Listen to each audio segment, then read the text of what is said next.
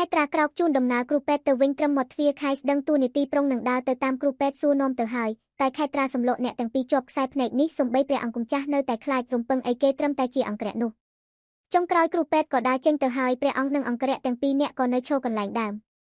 ខេត្តអូនពិនិត្យយ៉ាងម៉េចហើយកូនយ៉ាងម៉េចហើយអេសួរខេត្រាទាំងចិត្តអន្ទះសារចង់ដឹងតែខេត្រាទាញទ្វារបិទវិញមិននិយាយរកគេសំបីមួយម៉ាត់ពេលយប់ចូលមកដល់ខេត្រានៅឈរមើលពីខាងលើទៅតាមបង្អួចកញ្ចក់នាងឃើញខែបដូវវេនជាមួយអង្គរៈផ្សេងព្រោះអេមិនព្រមទៅណាមិនឃើញគេញ៉ាំអីឃើញតែឈរទះមូសអេងើយមុខមកខាងលើគេបានឃើញនាងកំពុងតែសម្លឹងគេដូចគ្នាខេត្រាទាញវាំងបិទចិត្តមុននឹងចុចបិទភ្លើងបន្ទប់នាងងឹតឈឹងនាងដាក់ខ្លួនគេងនៅលើពូកដៃស្រឡូនទាញយកខ្សែកំពុងតែពាក់ដែលនាងបានដាក់ចិញ្ចៀនរៀបការជាបណ្ដោងមកមើលទាំងដកដង្ហើមធំបើថាមិនបារម្ភពីគេនាងក៏កុហកខ្លួនឯងពេកហើយអេទូមូស៊ីបណ្ណារងាបណ្ណាក៏យកថាសំតម្លៃយ៉ាងហោចនាងបានសម្លឹងមកគេក៏មានក្នុងកែវភ្នែកនាងខ្លះថ្ងៃថ្មីលីងគ្រាន់តែបើកទ្វារហាងហើយនាងអង្គុយសំកប់លើសាឡុងទាំងព្រឹកក៏ព្រោះតែពួកកណើឈោមុខហាងនៅឡើយមើលមុខស្លក់ស្លេកស្លាំងរបស់ពួកគេចុះគុំថាឡើយហ្វុងខ្លាចនាងក៏ចង់ភ័យម្ដងដូចគ្នានេះបើគុំតែដឹងថាជាព្រះអង្គទេគុំអីប្តឹងប៉ូលីសយូរហើយខេត្រាចុះមកដល់អង្គុយក្បែរលីងពួកគេនៅបែបនេះកូនកំឡោះកូនក្រមុំឯណាគេហ៊ានមកទិញឈុតរៀបការទៅបងធ្វើយ៉ាងម៉េចបដូរផ្ទះល្អទេបងឲ្យគេមករើវ៉ាន់ខេត្រាឆ្លើយទាំងធុញទ្រាន់ដូចគ្នាតែនេះ2 យប់ 3 ថ្ងៃហើយបងអត់អាណិតគាត់ទេហេអត់ទេតែហើខ្យល់ហើភ្លៀងបែបនេះគាត់អាចកើតអីទេខេត្រាស្ងាត់មាត់ងាកទៅមើលមុខគេបន្តិចមុននឹងឆ្លើយមកបែបមិនខ្វល់បងមិនជឿគេឈរដល់ស្លាប់ទេខេត្រានិយាយមិនទាន់រួចពីមាត់ផងសំឡេងនៅខាងក្រៅធ្វើឲ្យខេត្រានិងលីងងាកទៅមើលភ្លាមនាងឃើញពេញដោយកម្លាំងដួលព្រោះលើដីតែបានខែស្រជាប់ខេត្រាឃើញហើយស្ទុះទៅភ្លាមព្រះអង្គខៃកើតអីខៃព្រះអង្គឈុំយូរម៉ោងមិនសម្រាកមិនហូបហើខ្យល់ហើភ្លៀងសង្ស័យទប់ទល់លែងជាប់ខៃគ្រាគាត់ចូលមកសិនមកលីងប្រាប់ឲ្យខៃគ្រាចូលមកខាងក្នុងក៏ព្រោះតែមើលទៅសភាពធ្ងន់ធ្ងរណាស់ទៅហើយខេត្រាមិនអាណិតតែនាងអាណិតខៃគ្រាព្រះអង្គម្ចាស់ចូលទៅក្នុងហាងដាក់ឲ្យសម្រាកលើសាឡុងខ្ញុំផ្ញើហេសីមើលព្រះអង្គម្ចាស់ផងខ្ញុំទៅហៅពេទ្យមកខៃ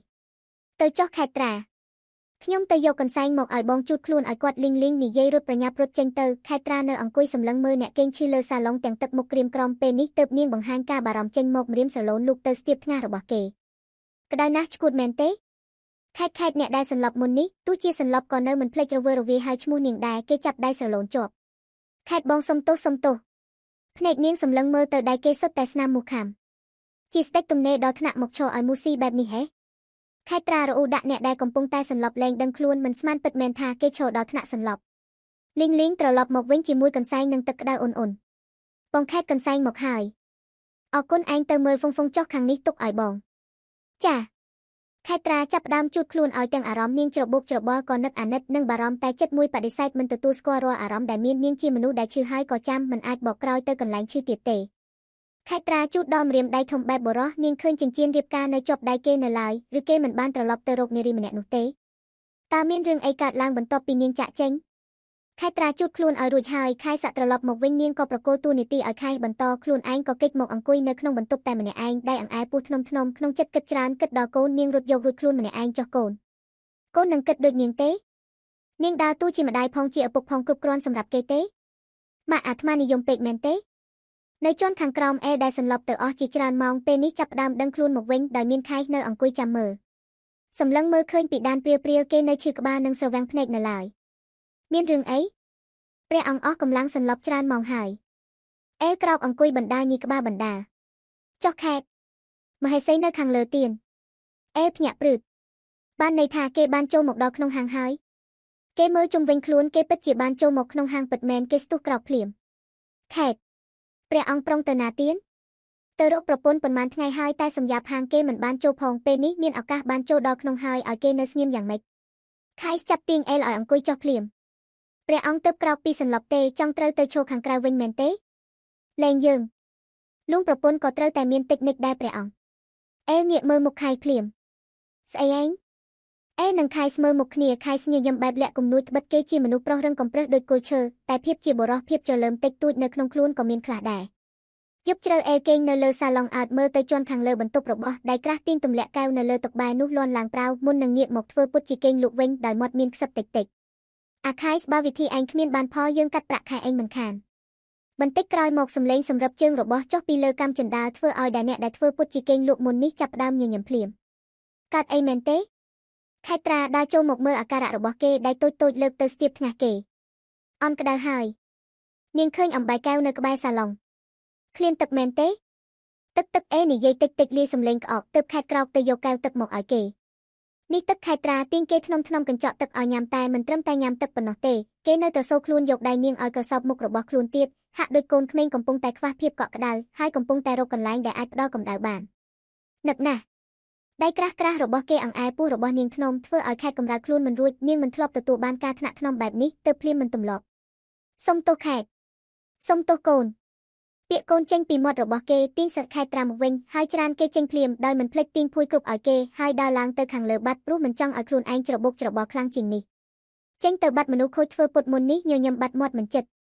កូនប៉ាអេញញឹមផងសើចផងរំភើបផងពេលបាននៅចិត្តប្រពន្ធកូនបែបចិត្តគេមានក្តីសុខខ្លាំងណាស់ទោះវាខ្លីបំផុតក៏ដោយព្រឹកថ្ងៃថ្មីលីងនិងខេត្រាចុះមកជន់ក្រោមឃើញអែលអង្គុយនៅលើសាឡុងទាំងមុខរបស់គេនៅស្លេកស្លាំងនៅឡើយសម្លឹងមើលប្រពន្ធទាំងមុខញញឹមដឹងខ្លួនល្អហើយខៃយកគេចេញទៅអេទម្លាក់ទឹកមុខចុះភ្លាមគឺបងនៅមិនទាន់ជាទេ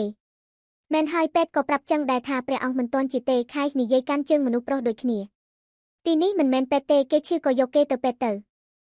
គឺចេះទេព្រះអង្គមិនឈឺខ្លាំងត្រូវគេងពេទ្យទេត្រឹមសម្រាប់ប៉ុន្មានថ្ងៃជាហើយខៃមែនហើយអេចឹងទៅសម្រាប់នៅវាំងរបស់លោកវិញទៅគឺនៅឆ្ងាយមិនទាន់បានទេលោកអត់លុយជួលកន្លែងដេកមែនទេខេត្រាដេញជើងព្រោះនាងដឹងថានេះជាល្បិចរបស់ពួកគេចាំមើលថាពួកគេមានលេសអីដោះសារទៀតខៃស្លើកដៃអេក្បាលគេមិនដឹងជួយនិយាយយ៉ាងម៉េចទៀតនោះទេខេតឲ្យបងនៅទីនេះដែរទេគេងលើសាឡុងនេះក៏បានដែរឲ្យបងធ្វើអីក៏បានដែរទីនេះមិនរើបុគ្គលិកទេចេញទៅខេតអេធ្វើមុខស្អុយហាក់កំពុងតែអង្វរឲ្យនាងចិត្តទុនគេចង់នៅចិត្តនាងពិតមែននាងមិនដឹងទេគេបារម្ភនាងខ្លាំងប៉ុណ្ណាលីងដែលនៅស្ងាត់មិនហ៊ានលូកមាត់ជាយូរមកហើយនោះឃើញថាស្ថានភាពកំពុងតែតានតឹងទើបនាងលូកមាត់ភ្លាមបែបនេះចោះឲ្យគាត់នៅធ្វើការទីនេះចោះលីងខេត្រាសម្លឹងមើលមុខលីងភ្លាមយើងគ្មានកម្លាំងមនុស្សប្រុសទេហើយរូបម៉ាឡាកាំងទាំងនេះធ្ងន់ណាស់គ្មានអ្នកលើកទេលើកម៉ាឡាកាំងនេះមែនទេចាំបងលើកឲ្យអេតបទាំងញញឹមលីងបងមិនព្រមទេខេត្រានិយាយជាមួយលីងបែបមិនពេញចិត្តពោះបងកាន់តែធំហើយហ្វុងក៏ត្រូវដល់ពេលចូលរៀនដែរខ្ញុំយកហ្វុងទៅសាលាបងនៅម្នាក់ឯងគិតយ៉ាងម៉េចរកអ្នកផ្សេងមកក៏បានទុកថាជួលបុគ្គលិកម្នាក់ឲ្យមកជួយការងារចុះណាបងខេតហាងរបស់ឯងធ្វើអីធ្វើចុះខេតត្រាប់ទៅនាងបែបខឹងហើយដើរឡើងទៅខាងលើវិញបាត់នាងបង្ហាញច្បាស់ថាមិនពេញចិត្តខ្ញុំជួយលោកបានតែប៉ុណ្ណឹងបន្តទៀតត្រូវមើលលើលោកហើយអរគុណអែលតបទៅលីងវិញទាំងញញឹមតែពួកលោកកុំធ្វើឲ្យកូនខ្ញុំយំណាមិនចឹងទេខ្ញុំនឹងលែងឲ្យលោកនៅហើយដឹងហើយខៃស្ប្រាប់ឲ្យអង្គរៈចេញឲ្យអស់ទៅបាទទៀនថ្ងៃរសៀលអែនៅបោះសម្អាតរូបម៉ាឡាកាំងបណ្ដាដៀងភ្នែកទៅមើលប្រពន្ធគេដែលកំពុងតែណែនាំភ្ញៀវបណ្ដាប្រពន្ធអ្នកណាស្អាតគ្រប់ពេលតែម្ដងហើយអេនិយាយខ្សឹបម្នាក់ឯងតែនៅតែខេត្រាលឺដែលនាងងាកទៅសម្លក់គេបន្តិចទើបងាកមកនិយាយជាមួយកូនកំឡោះកូនក្រមុំដែលមកមើលរកវិញរកកូនក្រមុំមួយថ្មីមួយនេះមួយខែក្រោយទើបពួកយើងរៀបចំរួចតែពួកខ្ញុំត្រូវថតរូបរៀបការពីសប្តាហ៍ក្រោយនេះហើយចឹងអ្នកនាងសាក់មើលម៉ូដនេះទៅក៏ទើបតែចេញដូចគ្នាមិនជន់ម៉ូដគេទេអត់ទេមិនស្រឡាញ់ម៉ូដនេះជាងយើងដេជូនអ្នកនាងមិនទាន់ទេចាព្រោះក៏មានម៉ូដច្រើនទៀតដែលភ្ញៀវផ្សេងបានកាមងខេត្រានៅតែទៅភ្ញៀវវិញដោយស្នាមញញឹមតែភ្ញៀវពីរអ្នកប្តីប្រពន្ធនោះនៅតែនិយាយមិនចូលគ្នាចឹងក៏ឲ្យគេដេម៉ូដនេះឲ្យប្រពន្ធខ្ញុំមុនមកឯងស្ដាប់មិនយល់ទេនាងប្រាប់ថាធ្វើមិនទាន់អេដែលនៅក្បែរនោះឬគេមកស្រែកកំហុសឲ្យប្រពន្ធគេមិននឹងអាចនៅស្ងៀមទៅហើយបុគ្គលិកនាងមិនក៏ឆ្លើយម្លេះឯងនឹងហើយឆ្លើយអេមិនព្រមចាញ់គេសំបីមួយម៉ាត់អតិថិជនប្រៀបដូចជាស្ដេចស្អីទៅគេទៅវិញទេទៅជាស្ដេចចេញទៅមុនយើងដើរឯងហើមមកអូនទៅមើលហាងផ្សេងភ្ញៀវទាំងពីរដើរចេញទៅបាត់ខេត្រាក៏នៅឈរសម្លក់មុខអ្នកខ្លះទាំងកំហឹងស្ដេចខ្លាមុននេះក៏ប្រែមកជាឆ្មាភ្លាមពេលឃើញកែវភ្នែកនោះសម្លក់មកគេគឺពួកគេពិបាកស្ដាប់គ្នាលោកនឹងហើយដែលពិបាកស្ដាប់គ្នាចូលមកមួយថ្ងៃក៏ដេញភ្ញៀវចេញទៅហើយលីងដែលឮសំឡេងឡូឡាក៏ប្រញាប់ចេញមកភ្លាមកាត់អីមែនទេបងខេតបុគ្គលិកអូនដេញភ្ញៀវចេញពីហាងល្មមដល់ពេលដេញគេចេញម្ដងហើយខេតគឺពួកគេសម្លុតអូនឲ្យបងនៅស្ងៀមយ៉ាងម៉េចទៅអេលតាវ៉ាព្រោះខ្លាចថានាងពិតជាដេញគេចេញពិតមែនមិនងាយទេម្រំបានចូលមកក្នុងនេះបានន័យថាមិនចេះនៅស្ងៀមមែនទេអ្នកណាមកធ្វើបាបអូនបងមិននៅស្ងៀមទេល្អខ្ញុំដាក់ការងារឲ្យលោកធ្វើទៅពាក់ឈុតការទៅអេភ្ញាក់ព្រឺតមើលមុខខេត្រាយ៉ាងលឿនខួរក្បាលគេចង់នៅក្បែរនាងពេកពេលឮប្រយោគនេះដំបូងក៏គិតដល់រឿងរៀបការជាមួយនាងភ្លាមអូនឲ្យបងលឈុតរៀបការមែនទេទៅពាក់ទៅបាទអេប្រញាប់ស្រវាយកឈុតកូនកំឡោះមួយឈុតសម្ដៅទៅបន្ទប់លើសម្លៀកបំពាក់ អ្នកណាឲ្យលោកស្លៀកឈុតហ្នឹងស្លៀកឈុតនោះខេត្រាចង្អុលសំដៅទៅឈុតកូនក្រមុំដែលនៅក្បែរនោះអេសើចលែងសមអូនឲ្យបងស្លៀកឈុតកូនក្រមុំអេឆាប់ឡើងខេត្រាមិននិយាយច្រើនតែមួយម៉ាត់ផ្ដាច់ការខ្លាំងទើបអេត្រូវបដូរយកឈុតនោះវិញទាំងមុខស្អុយកុំថាឡើយអេមិនយល់ថានាងចង់ធ្វើអីសំបីតែលីងលីងដែលនៅឈរមើលនេះក៏ដោយចិត្តមនុស្សស្រីដូចគ្នាមិនយល់ដែរមួយសន្ទុះក្រោយមកអេចេញមកវិញដោយគ្រងឈុតកូនក្រមុំទាំងមុខស្អុយដៃក្រាស់ទាញរោបឆ្វេងស្ដាំក៏ព្រោះតែវារឹបរៀងខ្លាំងចង្អៀតក៏ចង្អៀតហើយថែមទាំងស្គៀបចាក់ពេញខ្លួនទៀតផងខេតអូនធ្វើអីហ្នឹងអេធ្វើមុខកំសត់លីងលីងឃើញហើយទប់សាច់មិនជាប់ទេមកឈរត្រង់នេះមកខេតត្រាចង្អុលទៅកន្លែងតូចមួយដែលនៅជិតរូបម៉ាឡាកាំងខេតគ្រាន់តែនាងប្រាប់ប៉ុណ្ណឹងឯខ្ជូខ្ពស់របស់គេក៏ដឹងភ្លាមថានាងចង់ធ្វើអីអ្នកកំឡោះធ្វើមុខស្អុយហាក់កំពុងតែអង្វរនាងតែព្រោះខ្សែភ្នែកកាច់របស់នាងទើបគេត្រូវទៅឈរក្បែរម៉ាឡាកាំងទាំងចិត្តមិនចង់អីបន្តិចឈរធ្វើម៉ាឡាកាំងត្រង់នឹងហើយព្រោះលោកមិនអាចនៅស្ងៀមដូចនេះហើយខ្ញុំដាក់ការងារដើម្បីឲ្យលោកចេះនៅស្ងៀមខេតត្រានិយាយចប់ដើរចេញទៅបាត់អេមិនអស់ចិត្តក៏ស្រែកសួរនាងដោយសំឡេងគួរឲ្យអាណិតខេតអូនឲ្យបងធ្វើបែបនេះមែនអេឈរត្រង់នឹងហើយឈរឲ្យស្ងៀមឲ្យដូចម៉ាឡាកាំងបើឈរមិនបានទេចេញទៅខេតក្រែងពូកែឈរនោះអីខេតត្រាសួរបែបឌឺដងហើយក៏ដើរចេញទៅបាត់គ្រាន់តែងាកមុខចេញភ្លាមក៏បដូរមកជាញញឹមអស់សំណាយភ្លាមមុខគេពិតជាកំប្លែងណាស់អេឈរនៅក្បែរម៉ាឡាកាំងទោះចិត្តគេមិនចង់តែប្រពន្ធប្រើទៅហើយទ្រាំទៅក៏ល្អជាងនាងដេញចេញទៅវិញដែរគ្រាន់តែខ្មាស់គេបន្តិចអ្នកណាដើរកាត់ហាងក៏គេងាកមើលដែរអេជ្រែកដីបានគេជ្រែកភ្លាមកាលនោះមិនគួរឈួតដាក់នាងបែបនេះសោះក៏ដឹងដែរថាប្រពន្ធកាច់អាអេលអើយជន់ខាងលើខេតត្រាមកអង្គុយក្នុងបន្ទប់ទាំងនៅអស់សំណើចនៅឡើយរៀងស្ដាងក្រវីក្បាលឈប់ឲ្យខ្លួនឯងគិតដល់គេនោះព្រោះដឹងខ្លួនដូចជាគិតពីគេច្រើនពេកហើយខេតត្រាចាប់ផ្ដើមរៀបចំសម្ភារៈរបស់កូនវិញព្រោះនៅមិនយូរប៉ុន្មាននាងក៏សម្រាលកូនហើយសម្លៀកបំពាក់ក្មេងប្រុសប៉ុន្មានសម្រាប់ត្រូវព្យួរឡើងរៀបរយដៃតូចចាប់ផ្ដើមដំឡើងអង្រឹងឈើទាំងពិបាកព្រោះវាធ្ងន់ផងពោះនាងក៏ធំពិបាកអាងើបប្រាវសំឡេងនៅខាងលើទាញអារម្មណ៍ឲ្យអ្នកខាងក្រោមក្រឡេកទៅមើលភ្លាមខេតអេបងខេតក្លីងលីងអេដែលនៅឈរស្លៀករ៉ូបកូនក្រមុំមុននេះប្រញាប់ស្ទុះរត់ទៅមើលអ្នកនៅខាងលើភ្លាមទាំងបារម្ភឯលីងលីងរត់ទៅតាមក្រោយព្រោះខ្លាចថានាងមានបញ្ហាអីខេតអូនយ៉ាងម៉េចហើយមានត្រូវអីទេអេស្ទុះរត់ទៅរកយ៉ាងលឿនគេចាប់ដៃនាងហើយអន់ពិនិត្យមើលថានាងមានកើតអីឬអត់កាយវិការគេក៏ធ្វើអីរៀងស្ដាងយ៉ាងដែរមានកើតអីទេអេសួរទៅម្ដងទៀតបែបស្រទន់នឹងបារម្ភខ្លាំងណាស់ខេតត្រាក្រវីក្បាលវិញតិចខ្ញុំមិនកើតអីទេតែលោកខេតត្រាអន់ចុះមើលទៅខាងក្រោមឃើញថាជើងគេកំពុងតែជន់លើអំបែងកែវដែលនាងធ្វើបែកមុននេះហើយក៏ឃើញថាឈុំកំពុងតែហូរចេញពីជើងរបស់គេមកដូចគ្នាជើងលោកឈាមហើយអេដកជើងចេញមកក៏ឃើញថាមានឈាមមែនមុននេះគេជន់អំបែងកែវក៏មិនដឹងឈឺព្រោះអារម្មណ៍ទាំងអស់វាបានទៅលើនៅប្រពន្ធគេអស់ទៅហើយគេភ័យណាស់ស្មានថានាងដួលឬកើតអីឡើងអស់បងមិនអីទេនាងរបួសចេញទៅមិនអីទេអូននៅឲ្យស្ងៀមកុំដាខេតត្រាភ្ញាក់ព្រឺតពេលអេចាប់នាងបីចេញពីកន្លែងដែលមានអំបែងកែវមកឲ្យនាងអង្គុយលើសាឡុងវិញបងកាត់អីទេបងខេតលីងលីងមិនអីទេបងរៀបអង្រឹងក៏ប៉ះកែវធ្លាក់បែកទៅចាំខ្ញុំទៅយកអីមកកាប់ចេញគឺលីងលីងនិយាយហើយដើរចេញទៅភ្លាមចំណែកអេដែលទៅមានឱកាសបានចូលក្នុងបន្ទប់នាងជាលើកទី1គេក៏នៅឈរមើលរបស់របរសម្រាប់កូនរបស់គេយ៉ាងយកចិត្តទុកដាក់រៀងក្រាស់ញញឹមពេលឃើញថាសម្ភារៈសុទ្ធជារបស់ក្មេងប្រុសគេក៏ដឹងភ្លាមថាកូនគេជាកូនប្រុសចិត្តជាឪពុកគេរំភើបណាស់អស់ការអីហើយចេញទៅវិញទៅអូនរៀបអង្រឹងមែនទេចាំបងរៀបឲ្យមិនបាច់ទេខ្ញុំរៀបខ្លួនឯងបានហើយមិនអីទេបងរៀបឲ្យយូរមិនទាន់ទាំងបានការអនុញ្ញាតផងអេចាប់ដើមដាក់ខ្លួនអង្គុយរៀបចំអង្រឹងទាំងខ្លួនគេកំពុងតែនៅក្នុងឈុតកូនក្រមុំដែលនាងឲ្យស្លៀកមុននេះនៅឡើយជើងហូរឈាមមិនឈប់ក៏គេមិនខ្វល់គេភ្លេចឈឺអស់ទៅហើយគ្រាន់តែបានឃើញសម្ភារៈរបស់កូនគេមានតែអង្គុយរៀបចំទាំងញឹមខេតត្រាសម្លឹងរូបភាពនេះហើយក្រឡេកភ្នែកចេញយ៉ាងលឿនសម្រួលអារម្មណ៍មុននឹងទៅកញ្ឆក់គ្រប់យ៉ាងពីដៃរបស់គេមកវិញខ្ញុំប្រាប់ហើយមែនទេថាឲ្យលោកចេញទៅកុំមកប៉ះរបស់កូនខ្ញុំខេតបងគ្រាន់តែរៀបចំឲ្យកូនខ្ញុំចេះរៀបបានចេញទៅអេងាកមុខចេញគេមិនព្រមទៅទេគេក៏ជាកូនរបស់បងអូនគ្មានសិទ្ធិដាច់ភាពជាឪពុកកូនពួកយើងទេឪពុកកូនខេតត្រាស្ដាប់ឮហើយហាក់អស់សំណើចលោកចាំទេហេតុអីខ្ញុំមកដល់ទីនេះបើមិនចាំទេខ្ញុំប្រាប់ទេនៅថ្ងៃនោះខ្ញុំរំពឹងណាស់ខ្ញុំគិតថាលោកប្រកាសជាសប្បាយចិត្តភ្ញាក់ផ្អើលប្រកាសជារំភើបជាមួយវត្តមានក្មេងម្នាក់នេះខ្ញុំរំពឹងថាដំណឹងនេះនឹងធ្វើឲ្យគ្រប់យ៉ាងប្រសើរឡើងខ្ញុំរំពឹងណាស់ថាខ្ញុំនិងកូនអាចខាត់លោកឲ្យនៅជាមួយយើងបានរំពឹងថាលោកនឹងមិនទៅរកស្រីម្នាក់នោះទេតែខ្ញុំរំពឹងខ្ពស់ពេកខេតបានហើយចេញទៅខ្ញុំមិនចង់ស្ដាប់មិនចង់ឃើញមុខលោកទៀតទេយើងនិយាយគ្នាសិនទៅខេតអេចាច់ដៃខេតត្រាជាប់តែនាងរលាស់ចេញមិនព្រមឲ្យគេចាប់ទេខេតចាប់ដើមដំឡើងសំឡេងកែវភ្នែកមូក្រឡងប្រែជាក្រហមព្រោះខំប្រឹងទប់ទឹកភ្នែកមិនឲ្យវាហូរមកនៅចំពោះមុខគេនាងរឹងតឹងយ៉ាងណាតែពេលរំលឹកដល់រឿងទាំងនោះទ្រូងនាងវាឈឺនៅមានអីនិយាយទៀត ពេលនោះលោកបង្ហាញឲ្យខ្ញុំឃើញច្បាស់ហើយកន្លងមកបេះដូងលោកមិនធ្លាប់មានខ្ញុំវាខុសពីអ្វីដែលលោកបានអះអាងមិនមែនចឹងទេខេតលោកហ៊ាននិយាយទេថាលោកមិនបានរង្គោះរង្គើពេលនាងបង្ហាញខ្លួនបងបកស្រាយបានទាំងអស់មែនបងស្រពេចស្រពើមួយពេកនិយាយមិនទាន់ចប់ផងខេត្រាក៏និយាយកាត់ភ្លាមឃើញទេវាដូចអ្វីដែលខ្ញុំនិយាយមិនដូចទាំងអស់ទេអូនមិនដឹងចិត្តបងទេបងអាចស្រពេចស្រពើព្រោះបងធ្លាប់ដិតដាមនឹងរឿងនោះតែបងច្បាស់ណាស់បងត្រូវការអូនឲ្យបងធ្វើអីក៏បានដែរខេតបងបញ្ជាក់បានសឹងតែលុតជង្គង់អង្វរទៅហើយអ្វីក៏មិនបាច់ធ្វើដែរខ្ញុំជឿហើយចាំខ្ញុំមិនចង់ឈឺទៀតទេខេត្រាប៉ែខ្នងព្រោះទប់ទឹកភ្នែកខ្លួនឯងលែងជាប់អូនឲ្យឱកាសបងម្ដងមិនបានទេហេសួរនាងទាំងសំឡេងអួរដើមខេត្រាជូតទឹកភ្នែកចេញមុននឹងងាកមកប្រសពភ្នែកជាមួយគេវិញនិយាយរឿងឱកាសខ្ញុំផ្ដល់ឲ្យលោករាប់លែងអស់ហើយគ្រប់ពេលដែលលោកប្រងើយដាក់ខ្ញុំទុកខ្ញុំចោលហើយខ្ញុំនៅតែក្រាញ់នោនាមិនព្រមចេញពីនងរបស់លោកទាំងអស់នោះវាសុទ្ធតែជាឱកាសដែលខ្ញុំផ្ដល់ឲ្យតែលោកតែងតែដើរជន់ហើយញីវាដូចសម្រាមខ្ញុំមិនមែនចោលលោកចាំតែលុបលាងកំហុសលោកដែលម្ដងហើយម្ដងទៀតនោះទេ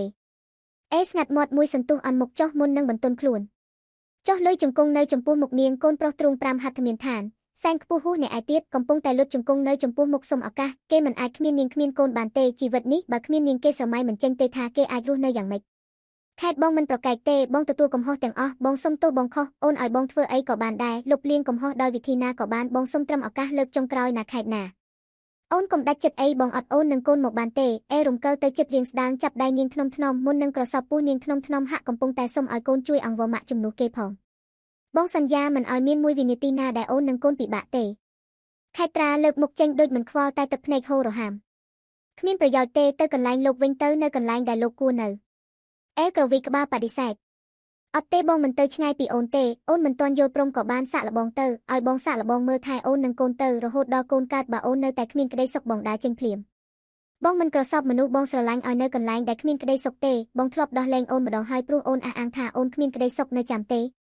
េលើកនេះក៏ដូចគ្នាបងសន្យាបងលាបាត់បានគ្រប់ពេលបើបងគ្មានសមត្ថភាពមើលថែអូនណាខេតឱកាសចុងក្រោយឲ្យបងមកបងដាច់ខ្យល់ស្លាប់ឥឡូវហើយលោកធ្វើបែបនេះធ្វើអីព្រោះបងខ្វះអូនមិនបានបងស្រឡាញ់អូនណាស់ខេតស្រឡាញ់ណាស់ខេតត្រាអន់មុខចុះនាងមិនហ៊ានជឿទៀតទេពាក្យថាស្រឡាញ់ដែលគេនិយាយនាងស្ដាប់ឮច្រើនដងពេកតែហាក់មិនឃើញទង្វើទំនុកចិត្តនាងអាចឲ្យប្រុសម្នាក់នេះបានដែរទេនៅលើជង្គង់ក្រសោបរៀងស្ដាងមិនព្រមងើបទៅគេខ្លាចថាលែងនាងហើយគេនឹងគ្មានឱកាសក្រសោបនាងនឹងកូនម្ដងទៀតទឹកភ្នែកកូនប្រុសពេលនេះហូរឡើងសាមរោបរៀងស្ដាងអស់ទៅហើយម្ដងនេះលោកនឹងរលាយបាត់ពីជីវិតខ្ញុំមែនទេមកក្បាលបាទល្អគោរពសម្ដីរបស់លោកផងកុំភ្លេចសម្ដីខ្លួនឯងទៀតបានន័យថាអូនព្រមហើយមែនទេអូនព្រមឲ្យបងមើលថែហើយមែនទេខេតបានហើយក្រោកឡើងទៅយកថ្នាំលាងរបួសផងប្រលាក់បន្ទប់ប្រឡាក់របស់កូនអស់ហើយញញឹមស្រស់ក្រោកឈរភ្លាមទាំងស្នាមញញឹមលីឡំជាមួយទឹកភ្នែកគេដូចកូនក្មេងដែលយំសុកក៏សើចជីវិតនេះនាងឲ្យគេយំក៏យំនាងឲ្យសិស្សគេក៏សើចអរគុណប្រពន្ធសម្លាញ់ចាប់ថ្ពាល់ស្អាតទន់មកថាពេញដោយការស្រឡាញ់សកម្មភាពគេហះពេករកតែនាងប្រកែកមិនទាន់ណែខេត្រាសំឡកឡើងថ្លែពិតជាមនុស្សឆ្លៀតឱកាសពិតមែននាងឈោងយកថ្នាំនៅក្នុងកិច្ចទុំមកបោះឲ្យគេលេងរបួសទៅគុំឆ្លងមេរោគដល់របស់ប្រើប្រាស់កូនបាទអង្គុយនៅលើសាឡុងទាំងមាត់ញញឹមបិទមិនចិត្តលើកនេះគេមិនឲ្យនាងរបូតបានទេជីវិតគេដូរបានជាមួយស្នាមញឹមនាងឲ្យតែនាងសប្បាយចិត្តងាយធ្វើឲ្យបានទាំងអស់លើកបាតជើងមកមើលហើយលាងរបួសបែបពិបាកព្រោះមើលមិនឃើញច្បាស់ខេតឃើញហើយទៅភ្នែកពេកទៅចូលទៅជួយឲ្យមកនេះនាងចាក់ថ្នាំលាងរបួសឲ្យគេអួយខេតផ្សារសឹងតែលោតពីសាឡុងទៅហើយស្នាមរបួសមិនដឹងជាជំរឿណាទេពេលជន់មិនឃើញឈឺព្រោះរវល់បារម្ភអូននិងកូនទន្លាក់ទឹកមុខដើរទូកំសត់ភ្លាមតែមិនបានហៅការអាណិតមកទេខេតត្រាសង្កត់កម្លាំងដៃកាន់តែធ្ងន់ឡើងខេតត្រាបន្តរុំរបួសឲ្យគេទាំងមិនមាត់តែក៏លួចញញឹមមានដែរឬស្ទេចកាន់កំភ្លើងកាន់កំបិតតែមករំអួយត្រឹមថ្នាំលាងរបួសបែបនេះពេលយប់បន្ទប់ខេតត្រាសម្ភារៈរបស់កូនត្រូវបានដំឡើងហើយនឹងរៀបចំរួចរាល់ជាស្រេចដោយជាអ្នកធ្វើទាំងអស់គេធ្វើតាំងពីថ្ងៃរហូតដល់យប់សម្រាប់ក៏មិនសម្រាប់ដែររៀបតតែហើយទើបព្រមឈប់ងូតទឹករួចអង្គុយនៅមុខតុសំអាងសិតសក់ស្រាប់តែទ្វារបន្ទប់នាងរបើកឡើងមកនាងងាកមើលទៅឃើញថាជាអ្នកខ្លះដែលអបភួយខ្នើយចូលមកទាំងស្ញែងចេញថ្មិញទាំងក្រាស់ដាក់នាងចូលមកធ្វើអី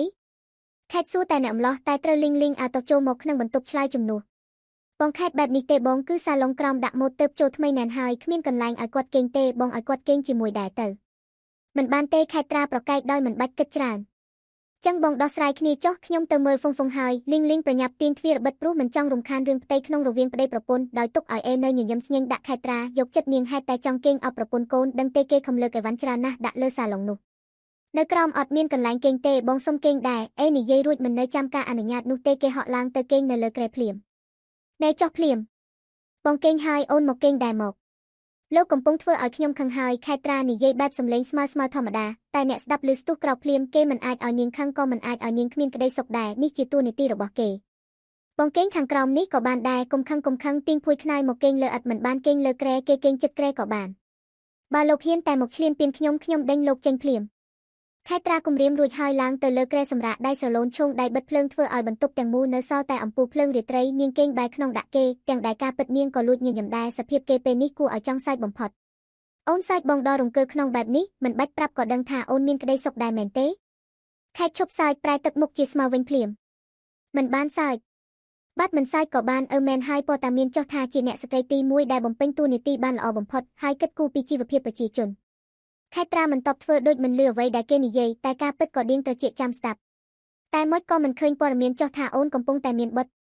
ប្រហែលពួកគេមិនដឹងចាំបងប្រាប់ណែប្រាប់ធ្វើអីបុត្រយើងជាអ្នកស្នងរាជបន្តរាជគួរតែដឹងថាមុនកូនកើតមកនៅមិនទាន់ដឹងថាអាចស៊ូបានឬអត់ផងស្ងាត់មាត់ជ្រាបព្រោះតែនាងនិយាយចំចំណុចរបស់គេឃើញស្ងាត់នាងចាប់ផ្ដើមសង្កេងទៅហើយតែស្រាប់តែឮសំឡេងរបស់គេបន្តទៀតប្រកាសជាបានហើយបងមានទំនុកចិត្តបងដាក់ឈ្មោះឲ្យកូនរួចហើយអេរិចពីរោះទេមិននិយាយបានន័យថាពីរោះតែថាបន្ទាប់ពីសម្រាលហើយយូរប៉ុណ្ណាទើបគេឲ្យធ្វើរឿងនោះវិញរឿងដែលធ្វើឲ្យកូនយើងមានប្អូននោះអីបងនឹងបានរកឈ្មោះពីរោះឲ្យកូនទៀតណែខេត្រាទាញខ្នើយហើយគប់ទៅអ្នកដែលនៅគេងខាងក្រោមមួយទំហឹងអួយបើដំឡងខ្ញុំបែបនេះចេញទៅដេកខាងក្រៅទៅលើកដៃមកខ្ទប់មាត់ខ្លួនឯងបងលែងនិយាយហើយអូនសម្រាប់ចោះកូននឹងបានសម្រាប់ដែររាត្រីសួស្ដីខេត្រាទាញភួយមកគ្រប់ខ្លួនចិត្តសង្កេងតែខួរក្បាលបែរជានៅវិលវល់នឹងគេនាងវិលវល់ជាមួយអារម្មណ៍ខ្លួនឯងចិត្តមួយពិតជានៅខ្លាចតែចិត្តមួយទៀតក៏ក្តៅណាស់នាងយកខ្លួនឯងកំពុងតែត្រូវបានបំពេញក្នុងបន្ទប់នេះមានប៉ាម៉ាក់និងកូនហើយមិនមែនត្រឹមតែនាងទេដែលវិលវល់ក៏រំភើបគេងមិនលក់ដូចគ្នាគេសឹងមិនជឿថាគេមានថ្ងៃនេះច្រើនខែមកនេះគេកំសត់ខ្លួនហើយលែងលឺដូចមនុស្សស្លាប់កាយគ្មានវិញ្ញាណតែថ្ងៃនេះគេរស់វិញហើយពិភពលោករបស់គេកំពុងតែមានជីវិតឡើងមកវិញម្ដងទៀតហើយថ្ងៃថ្មី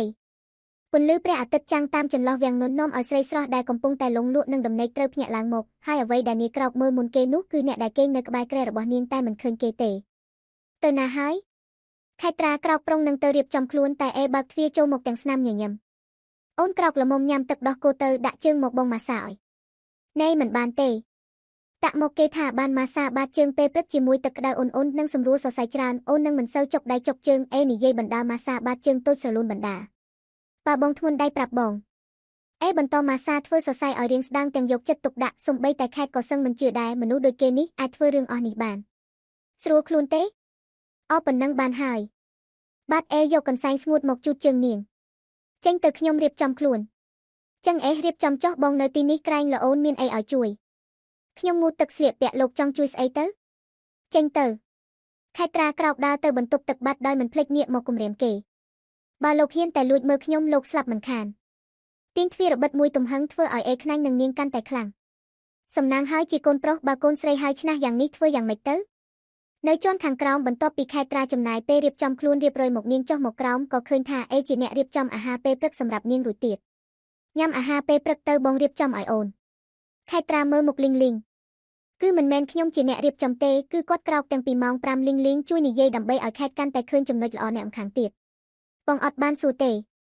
ខេត្រាតបបែបធម្មតាមុននឹងយកអាហារមកញ៉ាំទោះឆ្ងាញ់ក៏មិនបង្ហាញឲ្យអ្នកដែលខំធ្វើបានដឹងនៅអង្គុយក្បែរនាងរហូតដល់ញ៉ាំឆ្អែតគេក៏យកចានទៅលាងចានរួចហើយគេក៏ឲ្យខៃដឹកអីវ៉ាន់និងសម្ភារៈសម្រាប់កូនមកបន្ថែមរៀបចំមិនមានពេលទំនេរគេធ្វើទាំងញ៉ាំតាំងពីព្រឹកនៅឆ្លៀតទៅធ្វើអាហារពេលថ្ងៃសម្រាប់នាងមកកូនទៀតធ្វើផងមើលតាមទូរស័ព្ទផងយ៉ាងផ្ចិតផ្ចង់ទាំងដែលខ្លួនឯងនៅមិនទាន់បានញ៉ាំនេះមកផងញ៉ាំបាយហើយអូនចង់ទៅណាដែរទេបងជូនទៅខេត្រាមើលមុខគេអ្នកណាឲ្យលោកចេញក្រៅបើអស់អីធ្វើហើយទៅស្លៀករ៉ូបឈរក្បែរម៉ាឡាកាំងទៅទម្លាក់ទឹកមុខចុះភ្លាមខេតអូនឲ្យបងធ្វើបែបនោះទៀតហើយទៅនៅឈរអញមិនចង់ទៅព្រោះគេពិតជាមិនចង់ធ្វើពិតមែនមិនទៅមែនទេសំឡេងស្មើរបស់នាងធ្វើឲ្យគេស្ទុះភ្លាមព្រោះគេមិនខ្លាចអ្វីជាងខ្លាចនាងខឹងហើយដេញគេចេញពីជីវិតទេបងទៅហើយខេត្រាឈោមើលអ្នកខ្លះស្លៀករ៉ូបកូនក្រមុំឈរក្បែរម៉ាឡាកាំងទាំងមុខមិនសូវជាសប្បាយចិត្តប៉ុន្មានសំបីតែលីងឃើញហើយក៏អត់នឹងអាណិតមិនបានដែរបងខេតបងចង់ឲ្យគាត់ឈរយូរប៉ុណ្ណាឈររាល់ថ្ងៃបងធ្វើបាបគាត់ដល់វិធីនេះហេ មិនមែនធ្វើបាបទេតែដើម្បីឲ្យដឹងថាការដែលមនុស្សស្រីស្លៀកឈុតរៀបការនៅថ្ងៃនោះមិនមែនព្រោះវាពាក់ទៅស្រួលខ្លួនឬត្រឹមតែស្អាតមួយមុខទេតែវាបញ្ជាក់ថាទៅពិបាកយ៉ាងណាក៏នៅទ្រាំស្លៀកបានដើម្បីតែអាចបោះជំហានបន្តដំណើរជាមួយគ្នាគ្រប់ចំណុចគេត្រូវដឹងហើយរក្សាឱកាសឲ្យល្អជាងនេះសម្ដីរបស់នាងគ្រប់ម៉ាត់បានចូលដល់ក្នុងត្រចៀករបស់អេគេញឹមទទួលយកវាពិតដូចនាងនិយាយមែនមនុស្សស្រីលះបង់ច្រើនប៉ុណ្ណាសំបីតែរឿងដែលមនុស្សប្រុសមើលរំលងដូចជារឿងស្លៀកពាក់ក៏មនុស្សស្រីត្រូវឈឺខ្លួនដែរកាលនោះគេគួរតែមើលថែនាងជាងនេះឲ្យសមនឹងអ្វីដែលនាងបានលះបង់ច្រើនថ្ងៃកន្លងទៅអេនៅតែបន្តសកម្មភាពដដែលគេឈៀតមើលការងារពីចម្ងាយព្រោះយ៉ាងណាការងារគេមិនអាចទុកចោលបានគេនៅមើលថែនាងមើលថែកូនធ្វើកិច្ចការទាំងអស់ដែលអាចសម្រាលនាងបានគេធ្វើទាំងអស់មិនថាម៉ាសាធ្វើសរសៃក៏គេទៅរៀនមកដែរគេមើលថែនាងដោយបេះដូងថ្នាក់ថ្នមនាងដូចអ្វីដែលគេបានអះអាងលើកនេះគេមិនបានខុសសម្ដីខ្លួនឯងសំបីតែមួយម៉ាត់គេធ្វើឲ្យនាងឃើញច្រើនជាងនិយាយរហូតនាងអាចបើកចិត្តនិយាយមួយគេបានច្រើនជាងមុនរាល់យប់គេតែងតែអង្គុយរៀបចំរបស់របរឲ្យកូនរៀបទៅរៀបមកមិនចេះហត់គេម៉ាសាឲ្យនាងហើយច្រៀងបំពេកូនតិចនៅក្នុងពោះរបស់នាងប៉ាស្រឡាញ់កូនណាខេត្រាក្រឡេកមើលឃើញរបស់លេងនៅក្បែរអង្រឹងនាងឃើញថាវាជារបស់ថ្មីទៀតហើយនេះគេទិញឡើងក្នុងបន្ទប់នេះដូចកន្លែងលក់របស់កូនក្មេងទៅហើយទិញរបស់លេងថ្មីមកទៀតហើយមែនទេអេស្ងេងមិនសូវសមព្រោះនាងធ្លាប់ហាមគេហើយតែគេឃើញហើយនៅតែលួចទិញប្រាប់ហើយមែនទេថាកុំទិញតែកាំភ្លើងឲ្យកូនលេងបែបនេះមិនទាន់កើតផងចំហាយទេតបក៏ចូលមកទៅហើយនេះគេប្រុងឲ្យកូនកើតមកចេះបាញ់តែម្ដងយ៉ាងម៉េចកូនប្រុសឲ្យគេស្យាមនឹងស្គាល់កាំភ្លើងខ្ញុំប្រាប់លោកហាមទិញឲ្យកូនទៀតមានលុយចាយលេងអស់ក៏មិនត្រូវទិញមិនគិតបែបនេះដែរបើម៉ូតថ្មីចេញមកសុំទិញបានទេមិនបានអេនៅសុកក៏ស្រែកឡើងមកពេលខេតត្រាចាប់បាច់សក់គេមួយទំហឹងខេតអូនកើតអីមែនទេបងខេតកើតអីមែនទេលីងឮសំឡេងក្ដុងក្ដាំងការរត់ឡើងមកឈឺពោះខ្ញុំឈឺពោះណាស់ពីវហើយបែកទឹកភ្លោះហើយចិត្តកើតហើយលីងអះកើតហើយមែនទេក្រែងអាទិត្យក្រោយទៅដល់ថ្ងៃសម្រាមែនទេអេឮហើយស្លន់ធ្វើអីលែងចេញកើតមុនថ្ងៃហើយឆាប់យកគាត់ទៅពេទ្យទៅអួយឈឺណាស់ឈឺពោះណាស់បងយកអូនទៅពេទ្យត្រឹមបន្តិចទៅខេតអួយអេចាប់ដៃរៀងស្ដាងចុះទៅតែសក់គេសឹងតែជ្រុះអស់ពីក្បាលទៅហើយក៏ព្រោះតែខេតចាប់ទាញយកតាមកម្លាំងដែលឈឺនៅមន្ទីរពេទ្យធំជាងគេនៅហុងកុងខេតត្រាគេងលើក្រែពេទ្យទាំងរមួលខ្លួនឈឺពោះសឹងតែទ្រាំមិនបានអេបដូរឯកសន្តានរួចមកនៅចិត្តប្រពន្ធបែកញើសឡើងភ័យពេញខ្លួនមិនអីទេបងនៅចិត្តអូនមិនអីទេឈឺណាស់អូនពូកែណាស់ប្រកាសជាធ្វើបានចិត្តបានឃើញមុខកូនយើងហើយណាអ្នកនាងសម្រួលអារម្មណ៍ដកដង្ហើមចេញចូលវែងមួយហើយប្រឹងចេញមក1 2 3សម្ដីគ្រូពេទ្យប្រាប់ម្ដងទៀតដកដង្ហើមវែងហើយប្រឹងចិត្តចេញហើយប្រឹងម្ដងទៀតទៅខេត្រាប្រឹងឡើងបែកញើសពេញមុខឈឺផងទឹកភ្នែកហូរចេញមកផងអេនៅក្រសោបដៃប្រពន្ធជាប់អាណិតនាងពុនពេកបន្ទាប់ពីចំណាយពេលមកយូរគួរសមទើបកូនកើតចេញមកសម្លេងកូនស្រែកយំធ្វើឲ្យទឹកចិត្តជាម្ដាយឪពុកស្រក់ទឹកភ្នែកចេញមកពេញដោយក្តីរំភើបពូកែណាស់កូនយើងកើតចេញមកហើយអូនពូកែណាស់ខេតអេថាប់ថ្ងាសស្ទូចថាពេញដោយការថ្នាក់ថ្នមនិងស្រឡាញ់ហូរហៀបេះដូងខេតត្រាឡើងអស់កម្លាំងពីខ្លួនតែមិនអារម្មណ៍ថាហត់សំបីបន្តិចបន្ទាប់ពីសម្អាតហើយទារកដែលទើបនឹងកើតមានសម្បុរហកែវភ្នែកពណ៌ផ្សែងបារីត្រូវបានគ្រូពេទ្យយកមកដាក់នៅលើទ្រូងម្ដាយនាងទទួលដឹងដល់អារម្មណ៍ជាម្ដាយកាន់តែច្បាស់នៅពេលនេះកូនម៉ាក់អូនស្រឡាញ់បងខ្លាំងមែនទេទើបកូនគេមុខដូចបងខ្លាំងបែបនេះអេប្រាសម្ដីបែបបេះបួយធ្វើឲ្យខេតត្រាងាកទៅសម្លក់ភ្លាមមិនដូចអីបន្តិចទេដូចមិនក៏ថាមិនដូចមើលចោះទាំងភ្នែកច្រមុះមាត់ទម្រង់មុខក៏ដូចបងដែរសែនបងខ្លាំងឈួតសុំថាបបន្តិចមកអេលទប់អារម្មណ៍ស្រឡាញ់មិនបានគេចាប់ថ្ពាល់ស្អាតមកថាបហើយក៏ប្រុងនឹងថាបកូនតែត្រូវបានខេតបាំងដៃជាប់កុំមកថាបកូនហេតុអីពុកមាត់លោកអាចធ្វើឲ្យកូនឈឺចង់ថាបក៏ពុកមាត់សិនទៅពុកមាត់របស់ថាបនាងម្ដងនាងនៅឈឺទម្រាំស្បែកកូនដែលទើបនឹងកើតមកនោះនាងមិនឲ្យគេថាបកូនទេតែទីនេះមន្ទីរពេទ្យបងមានអីក៏ពុកមាត់ទៅមិនដឹងទេថាបកូនមិនបានចង់ថាបម៉ាក់ជំនួសល្អទេថាបបន្តិចមកស្រឡាញ់ណាស់អេមិននិយាយតែមាត់តែគេរហ័សរហូតដល់នាងកិច្ចមិនទាន់ណែបានហើយមនុស្សឈួតអេឃើញនាងមុខក្រហមគេកាន់តែអស់សំណើចដៃធំលើកទៅប៉ះស្បែកកូនក្នុងព្រោះខ្លាចថាកម្លាំងរបស់គេអាចធ្វើឲ្យកូនឈឺពេលនេះជាពេលដែលគេមានក្តីសុខបំផុតតាំងពីកើតមក3ថ្ងៃហើយបន្ទាប់ពីខេត្រាបានសម្រាលកូនរួចនាងនៅសម្រាកនៅមន្ទីរពេទ្យនៅឡើយក៏ព្រោះតែអេចង់ឲ្យប្រកាសចិត្តនាងប្រពន្ធគេមានសុខភាពល្អបន្ទាប់ពីសម្រាលកូនរួចមិនបានទៅណាឆ្ងាយពីប្រពន្ធកូនសំបីតែមួយជំហានពេលយប់ឡើងកូនយំក៏គេជាអ្នកក្រោកមើលដែលយប់ខ្លះគេគេងបានតែ3ម៉ោងក៏មានគេមិនធ្លាប់ឲ្យនាងពិបាកម្ដងណាទេខេត្រាឃើញបែបនេះក៏នឹកអាណិតខ្លះដែរមនុស្សរឹងមាំប៉ុណ្ណាក៏គង់តែនឹងឈឺបើនៅតែបែបនេះអេរិកកូនកុំយំអីណាប៉ានៅនេះហើយណាឲ្យកូនមកនេះមកមិនអីទេអូនសម្រាប់ទៅឲ្យគេមកក្រែងមុននេះខែស្ទែមកថាមានប្រជុំមែនទេមានការងារក៏ទៅធ្វើការទៅហើយសម្រាប់ផងមានលីងនិងហ្វុងនៅទីនេះហើយ ចាំខ្ញុំនៅជួយមើលបងខេតកុំបារម្ភអីលីងលីងចឹងបងទៅធ្វើការតែមួយផ្លែតទេចាំបងមកវិញមិនអីទេនៅសម្រាប់សិនទៅអេញញឹមព្រោះមានអារម្មណ៍ថានាងកំពុងតែបារម្ភពីគេបាត់ចឹងបងទៅធ្វើការសិនហើយអេថាបកូនប្រពន្ធមួយខ្សឺព្រោះគេត្រូវបង្ខំចិត្តចេញប្រជុំជាមួយស្ថានទូតនៅហុងកុងសិនព្រោះវាជាកិច្ចប្រជុំសំខាន់ខានមិនបានក្រោយអេចេញទៅខេតត្រានៅក្នុងបន្ទប់តែម្នាក់ឯងលេងប្រឡែងជាមួយកូនប៉ុន្មានថ្ងៃទៀតម៉ាក់នឹងនាំកូនទៅលេងលោកយាយលោកតានិងពូរបស់កូនណាអេរិចខេតត្រាប៉ះថ្ពាល់កូនប្រុសថ្នមស្រឡាញ់ណាស់សំឡេងបើកទ្វារបន្ទប់ធ្វើឲ្យខេតញាក់ទៅអ្នកណាហ្នឹងនាងនិយាយទាំងញញឹមតែស្នាមញញឹមក៏ត្រូវបាត់ទៅវិញពេលឃើញថាអ្នកចូលមកនោះជាអ្នកណាប៉ាម៉ាក់មិនក៏ប៉ាម៉ាក់មកបានមីនត្រាសម្លឹងមើលកូនស្រីទាំងរលីងរលងទឹកភ្នែកកូនស្រីនាងនៅក្នុងសភាពជាម្ដាយដែលទើបនឹងសម្រាលកូនហើយនៅមានទារកនៅលើក្រែទៀតមិនប្រាប់ក៏ដឹងថាជាចៅរបស់នាងតែនាងជាម្ដាយជាយាយបែជាមិនអាចធ្វើអីតសោះសំបីតែលីងលីងក៏ស្រឡាំងកាំងដូចគ្នាលីងលីងកាន់ដៃកូនប្រុសយ៉ាងជាប់នាងភ័យឡើងញ័រខ្លួនព្រោះនេះជាឪពុកម្ដាយរបស់ឃីរ៉េនជីវិតនាងហាក់ចេញមិនដាច់តតែសោះពីគេលីងលីងគាត់ជាប៉ាម៉ាក់បងជំរាបសួរលីងលីងលើកដៃជំរាបសួរទាំងញ័រតូត្រើតខេវិននិងមីនត្រាគ្រាន់តែដឹងឮតែមិនបានចាប់អារម្មណ៍ប៉ុន្មានទេព្រោះផ្ដោតទៅលើកូនស្រីដែលទើបសម្រាលកូនរួចហើយច្រើនជាងចឹងបងនិយាយគ្នាចុះខ្ញុំនាំហ្វុងទៅដល់លេងនៅខាងក្រៅសិនលីងលីងពើកូនចេញទៅក្រៅបាត់ព្រោះមិនហ៊ានសំបីប្រឈមមុខជាមួយអ្នកផ្ទះរបស់គេនាងអាណិតកូនហួសពេកជប់ជីដូនជីតាហើយក៏មិនអាចហៅបានមីនត្រាសួរទៅកូនទាំងមិនអស់ចិត្តកូនមិនមែនកិច្ចមកសម្រាប់មួយពេលទេតែកូនកិច្ចមកសម្រាលកូនហឹកហេតុអីរត់ចេញមកលំបាកតែម្នាក់ឯងមីនត្រានិយាយទៅកាន់កូនស្រីទាំងឈឺក្នុងទ្រូងម៉ាក់រឿងធំយ៉ាងនេះហេតុអីមិនឲ្យប៉ាម៉ាក់ដឹងខេវិនសួរទៅកូនដោយសម្រឹងកំប្រឹសមើលក៏ដឹងថាគេខឹងខ្លាំងប៉ុណ្ណាប៉ាខ្ញុំខេវិននិងមីនត្រាមកមើលចៅប្រុសដែលកំពុងតែនៅគេងលេងលើពូកក្រសែភ្នែកគេបរិសុទ្ធមិនទាន់ដឹងអីនៅឡើយមីនត្រាប៉ះចៅហើយហូរទឹកភ្នែកតែប្រឹងជូតវាចេញយ៉ាងលឿនយ៉ាងណាក៏ខេតត្រាបានឃើញរុយទៅហើយប៉ាម៉ាក់ខ្ញុំសុំទោសកូនមើលឃើញថាប៉ាម៉ាក់ធ្វើអីមិនកើតប្រាប់ហើយជួយអីក៏មិនបានមែនទេទើបមកដោះស្រាយបញ្ហាតែម្នាក់ឯងបែបនេះកូនធ្វើឲ្យម៉ាក់ខកចិត្តណាស់ខេតមិនមែនទេម៉ាក់មិនមែនទេខ្ញុំពិតជាគ្រាន់តែចង់មកឆ្ងាយពិតមែនហឹកខ្ញុំដឹងថាបើប៉ាម៉ាក់ដឹងច្បាស់ជាមិនព្រមឲ្យខ្ញុំមកទេបើដឹងថាមានអេរិច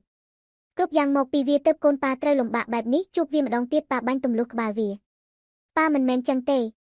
ខេតត្រាប្រុងនឹងបកស្រាយតែសំឡេងកូនយំបានធ្វើឲ្យអ្នកគ្រប់គ្នាងាកទៅមើលភ្លាម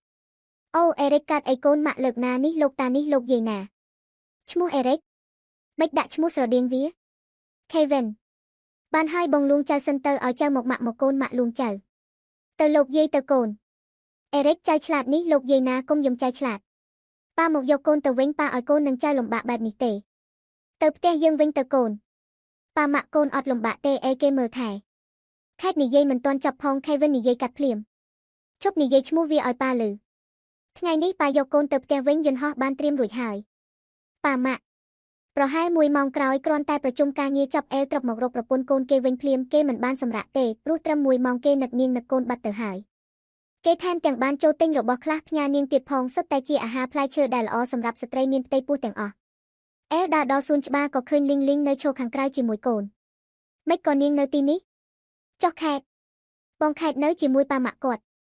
់ថាម៉េចរបស់ដែលកាន់នៅក្នុងដៃត្រូវបានរបូតធ្លាក់ដល់ដីដឹងក្នុងចិត្តភ្លាមថាគ្រួសារនាងប្រកាសជាយកនាងចេញឆ្ងាយពីគេអេស្ទុះរត់សម្ដៅទៅបន្ទប់របស់ខេតភ្លាម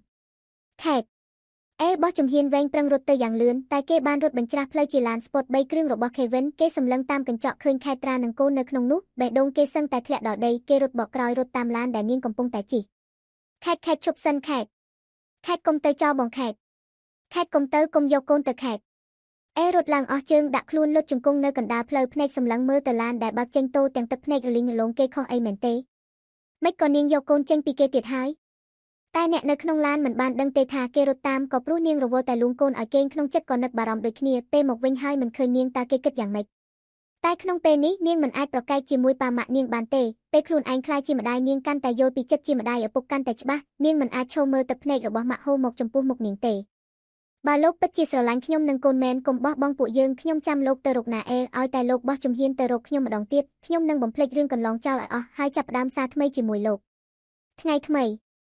ភូមិគ្រីខារីអូព្រះអាទិត្យរះមិនទាន់ខែត្រាក្នុងសម្លៀកបំពាក់មនុស្សស្រីសរសៃខ្ចីប្រកូនចេញមកខាងក្រៅវេរ៉ង់ដាចង់ដឹងថាអ្នកខាងនោះយ៉ាងម៉េចហើយថ្មើនេះគេប្រកាសជាដឹងហើយថានាងត្រឡប់មកផ្ទះវិញតើគេនឹងមករកនាងដែរទេប៉ាកូននឹងមករកយើងដែរទេអេរិចខេតត្រាហាក់សោកសៅព្រោះមិនច្បាស់ក្នុងចិត្តរបស់គេនាងនិងកូននៅលំដាប់ណានឹងសំខាន់ប៉ុណ្ណាមនុស្សមានឋានៈខ្ពស់ដូចគេអាចមកតាមទ្រនាងដល់ថ្នាក់នេះម្ដងហើយម្ដងទៀតដែរទេ កន្លងមកក៏ធ្វើបាបគេមិនតិចដែរគេនៅអាចមករកនាងទៀតទេខែត្រាប្រកូនឈោស្រូបពន្លឺព្រះអាទិត្យពេលព្រឹកមួយសន្ទុះថ្ងៃកាន់តែក្តៅហើយនាងមិនអាចឲ្យកូនត្រូវថ្ងៃបានយូរជាងនេះទើបប្រកូនចូលផ្ទះវិញខែត្រាមើលថែកូនបណ្ដាទាញទូរស័ព្ទមើលបណ្ដាមិនឃើញគេតាក់ទងមកទេគេពិតជាលែងមករកនាងមែនហើយខែចៅម៉ាក់យ៉ាងម៉េចហើយម៉ាក់អេរិកខូចតែពេលឃ្លានប៉ុណ្ណោះឲ្យម៉ាក់មើលចៅបន្តិចមុខពិតជាដូចប៉ាគេខ្លាំងណាស់ខែត្រាទម្លាក់ទឹកមុខចុះបន្តិចកូនសោកសៅរឿងគេមែនទេដឹងទេមនុស្សសរសៃខ្ចីមិនអាចគិតច្រើនមិនអាចយំបានទេពេលនេះខ្ញុំខ្លាចណាស់ម៉ាក់ខ្ញុំខ្លាចថាគេបោះបង់ខ្ញុំបើកូនស្រឡាញ់គេយ៉ាងនេះកុំសង្ស័យការស្រឡាញ់របស់គេអីម៉ាក់ហឹកខែត្រាចូលទៅអបម៉ាក់ហាក់កំពុងតែត្រូវការលួងលោមឯមានត្រាក្រសោបកូនជាប់កូនស្រីម្នាក់នេះពីដើមមិនធ្លាប់បែបនេះទេពេលនេះប្រហែលជាឈឺចាប់ខ្លាំងហើយម៉ាក់ក៏ធ្លាប់នាំកូនរត់ចេញពីប៉ាដែរចាំទេកាលនោះម៉ាក់រត់បានយូរឆ្នាំជាងកូនទៅទៀតម៉ាក់ចាក់ចេញពីប៉ា6ឆ្នាំម៉ាក់ស្បត់ថាគ្មានថ្ងៃត្រឡប់មកវិញទេតែម៉ាក់នៅតែត្រឡប់មកវិញហើយនៅដល់រាល់ថ្ងៃនេះ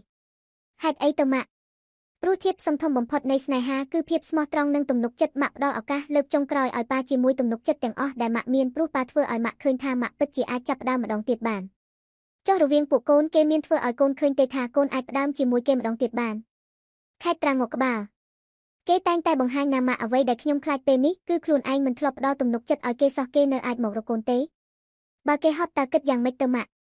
់មិនអីទេកូនទៅសម្រាប់ធ្វើឲ្យកូនគិតច្រើនបែបនេះហើយគេស្រឡាញ់កូនគេនឹងមករកកូនជឿម៉ាក់ទៅពេលកូនជឿជាក់លើស្នេហាវានឹងមិនធ្វើឲ្យយើងឈឺចាប់ទេកូនមានត្រានៅលួងកូនស្រីរហូតដល់កូនស្រីនឹងចៅលងលក់ក្នុងដំណេកជាមួយគ្នាមួយរយៈនេះនាងប្រហែលជាហត់ខ្លាំងហើយមានត្រាអង្អែលក្បាលកូនធ្នំពេញដោយក្តីស្រឡាញ់ទោះកូនមានស្វាមីមានកូនទៅហើយតែនាងនៅតែជាក្មេងសម្រាប់ម្ដាយម្នាក់នេះជានិច្ចនាងមើលដឹងថាកូនស្រីស្រឡាញ់គេនោះប៉ុណ្ណា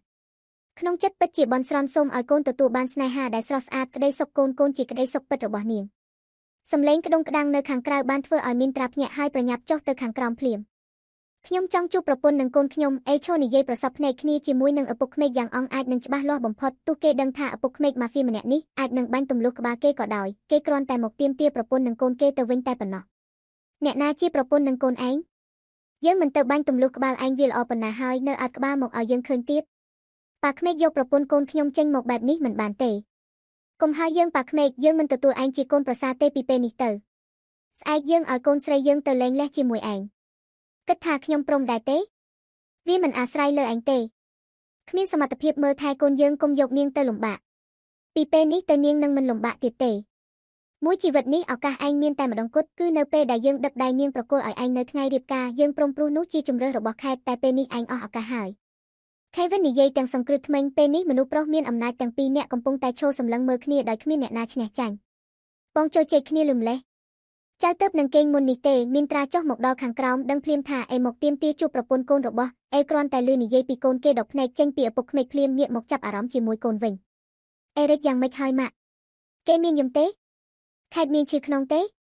ខេតនឹងកូនមិនអីទេតែទៅនឹងគេងទាំងម្ដាយកូនមុននេះពេលនេះជួបមិនបានទេមានត្រាមិនអីទេចឹងខ្ញុំឡើងទៅអ្នកណាឲ្យឯងឡើងផ្ទះរបស់យើងខេវិនសួរព្រមទាំងដើរមកទាំងផ្លូវនៅខាងទៀតដាច់ខាតមិនឲ្យជួបទេអ្នកណាក៏ដោយធ្វើឲ្យកូនស្រីគេពិបាកខូចចិត្តគេនឹងកំចាត់ចោលខ្ញុំអង្វរក៏បានដែរឲ្យខ្ញុំជួបប្រពន្ធកូនបន្តិចទៅខេវិនមិននិយាយច្រើនទាញកាំភ្លើងពីចង្កេះមកភ្ជុងមុខអេភ្លាមបងបើមិនមែនព្រោះតែវាកូនស្រីយើងអាចលំបាកដល់ថ្នាក់នេះទេបងមិនព្រមឲ្យវាចូលមកចិត្តកូនយើងម្ដងទៀតទេអេទៅសិនទៅឲ្យខេតសម្រាប់សិនទាំងពីរមកដល់នាងនៅមិនទាន់បានសម្រាប់ទេមានត្រានាងដឹងនិស័យរបស់ប្តីច្បាស់ណាស់គេពិតជាអាចធ្វើមែនបែបនេះហើយទៅចូលមកសម្រួលចេញទៅបើឯងហ៊ានចូលមកជន់ផ្ទះយើងម្ដងទៀតឯងលែងមានជីវិតដើរចេញទៅវិញហើយអេឈោខំមាត់ជឿទេថាបើសិនជាអ្នកផ្សេងត្រឹមហាមឃាត់គេប៉ុណ្ណេះគេពិតជាមិនខ្វល់ហើយដើរបំបុកបាត់ទៅហើយកំភ្លើងមួយដើមខាត់ដំណើរគេទៅជួបប្រពន្ធកូនគេមិនបានទេតែពេលនេះគេទ្រាំព្រួសនេះជាឪពុករបស់ខេតគេស្រឡាញ់នាងគេកាន់តែគោរពមនុស្សក្នុងគ្រួសារនាងបែបនេះទៅពេលនេះគេមិនអាចសំបីតែហាមាត់ប្រកែកគេខំធ្គាមអត់ធន់សឹងតែដាច់ខ្យល់ទៅហើយអេថយក្រោយសិនគេព្រមចេញតែមិនបានន័យថាគេសុកចិត្តចាញ់មកអង្គុយនៅក្នុងឡាននៅខាងក្រៅភូមិគ្រីដ៏ធំភ្នែកគេសម្លឹងទៅជន់ខាងលើដែលជាបន្ទប់របស់ប្រពន្ធកូនគេមិនដាក់ទេក្រែងលូនាងចេញមកនឹងបានឃើញគេព្រះអង្គទៅវិញសិនទេតាំងពីមកពីហុងកុងវិញព្រះអង្គនៅមិនទាន់បានសម្រាកទេខៃសួរដោយការបារម្ភព្រោះគេឃើញនឹងភ្នែកបើបែបនេះទៀតទោះជាមនុស្សយន្តក៏គង់តែទៅមុខលែងរួចដែរ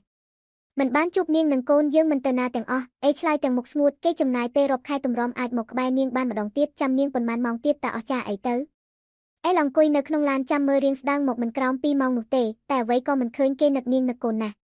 ភ្លាមនោះទ្វារឡានរបស់គេត្រូវបាននរណាម្នាក់បើកទ្វារចូលមកដោយមិនមានការអនុញ្ញាតនោះគឺខៀរ៉េនអេមើលទៅគេបែបចម្លែកចិត្តឯងមានការអីខ្ញុំអាចហៅឲ្យបងស្រីខ្ញុំមកជួបលោកបានឯងចង់បានអីងាយណាស់ឲ្យសិតខ្ញុំចូលហុងកុងវិញហើយប្រាប់ខ្ញុំមកលីងនៅឯណា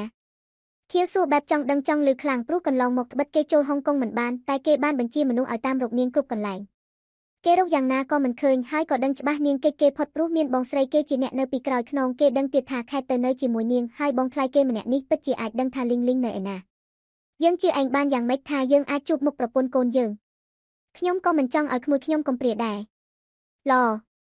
ខៃចាត់ចែងចាំងឲ្យគេទៅពេលនេះទៅហើយខេតនឹងកូនឲ្យមកជួបយើងមកដល់ដំណាក់កាលនេះទៅហើយអ្វីក៏អាចធ្វើបានដែរគេដាច់ខាតត្រូវតែយកនាងនឹងកូនឲ្យបានខៀងញញឹមស្រស់ភ្លាមហើយបើកទ្វារឡានចេញទៅវិញដោយមិនភ្លេចងាកមកប្រាប់5នាទីអេរិកចេញមកហើយបងប្អូនថ្លៃទាំងពីរញឹមដាក់គ្នាព្រោះពួកគេសុទ្ធតែទទួលបានអ្វីដែលខ្លួនចង់បានរៀងខ្លួន